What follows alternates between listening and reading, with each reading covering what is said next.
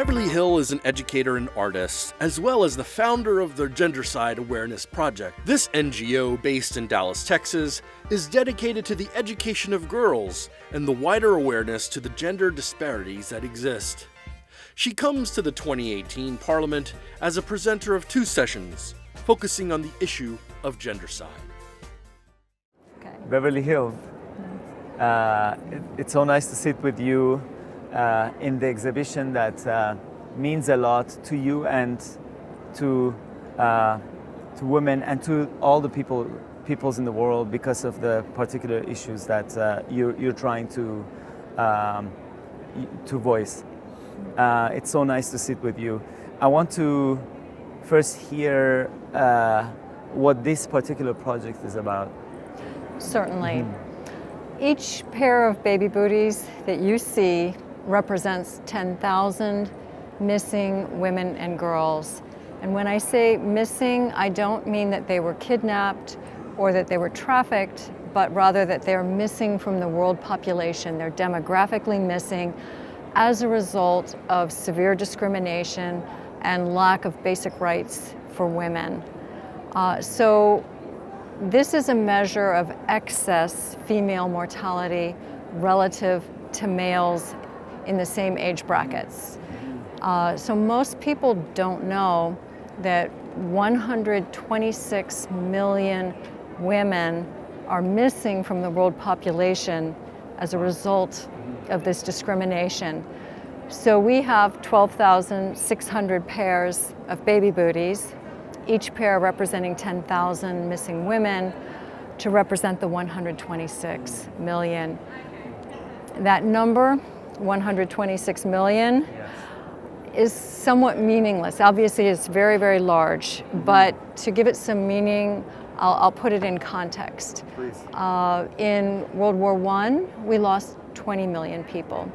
In World War II, we lost 70 million, and that includes civilian deaths, genocides, massacres, all of it. Gendercide is responsible for the loss of 126 million people, women. It's more deaths than World War I and World War II combined. Another way to understand that figure, 126 million, is to express it as a percentage of the world's female population. And understood that way, 126 million is 3.7% of the world's female population, almost 4%, almost 1 in 25, who have been eliminated due to social causes, man-made causes. It's all absolutely unnecessary and preventable, and it's a terrible tragedy.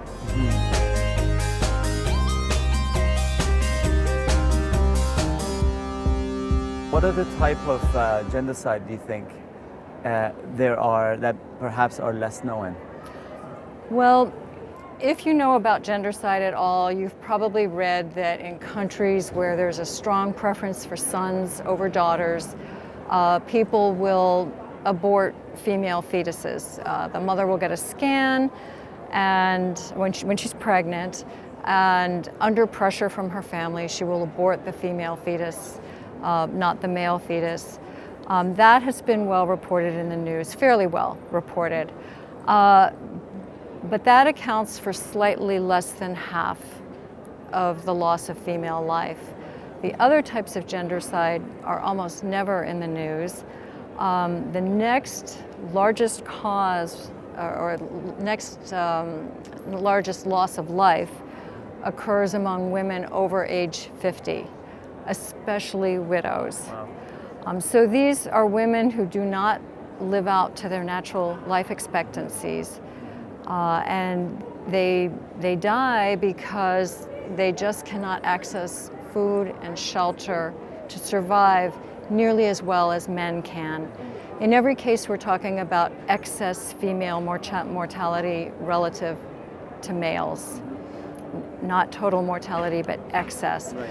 So women over age 50, especially widows, are much more likely to be hungry and homeless than men of the same age. Makes sense. Yeah.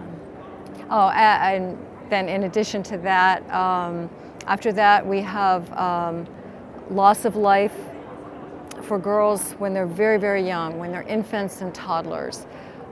They were never wanted in the first place, so they're neglected and they are not fed as well, they don't get protein, they're not taken to the doctor for immunizations. If they get sick, they're not given antibiotics. They're allowed to die and almost encouraged to die because they weren't ever wanted. And then the last large contributor is maternal mortality, maternal death that is 99% preventable.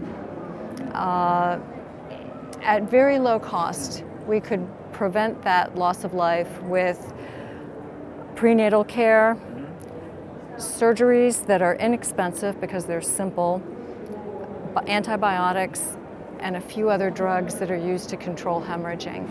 It's all very preventable and all very affordable, even for poor countries. Let's talk about the impact of your work and the awareness that you brought. Could you talk to that? Well, our organization, the Gendercide Awareness Project, has two goals. And the first is to raise awareness about this because most people have no idea of the scale of the problem. And up to this conference, we have educated 3.7 million people. Wow. We're hoping to greatly expand that number as a result of this conference. Our second goal is to take action because we think that awareness without action is somewhat insubstantial and meaningless. So we believe that the best long-term strategy for ending this is to educate poor, at-risk girls.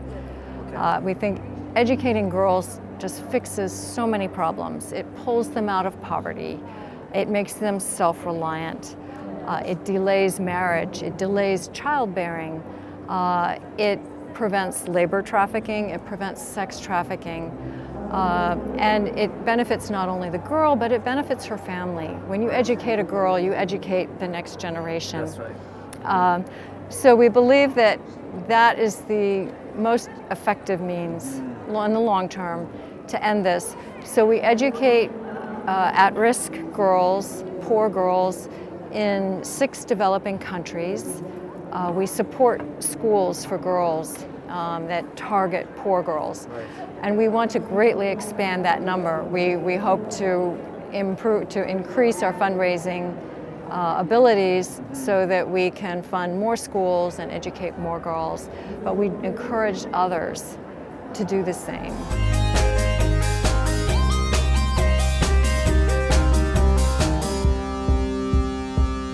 What would be some of the things that the faith community in particular could do to help this cause? Wonderful question.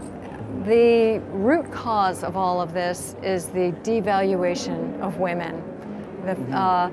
And there's no external person, such as myself, who can go into a country or a culture and say, you need to value women more. It doesn't work that way.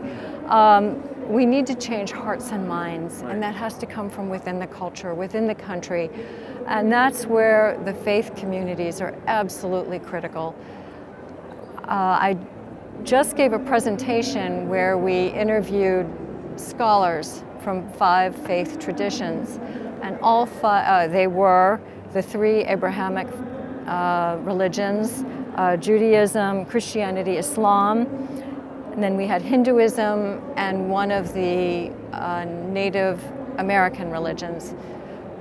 And all 5 agreed that their sacred texts and their traditions accord great value, great status, and great esteem for women. Islam specifically bans gendercide. It's the only religion that actually explicitly bans gendercide. Muhammad, the Prophet Muhammad, told the people, the Arabians, not to do that anymore because that was their practice, and that's right there in the Quran. But all 5 agree that there should be equality between men and women. That's not the practice. And if you're trying to change hearts and minds, I don't think there's any better way to do it than through the scriptures, the religious traditions.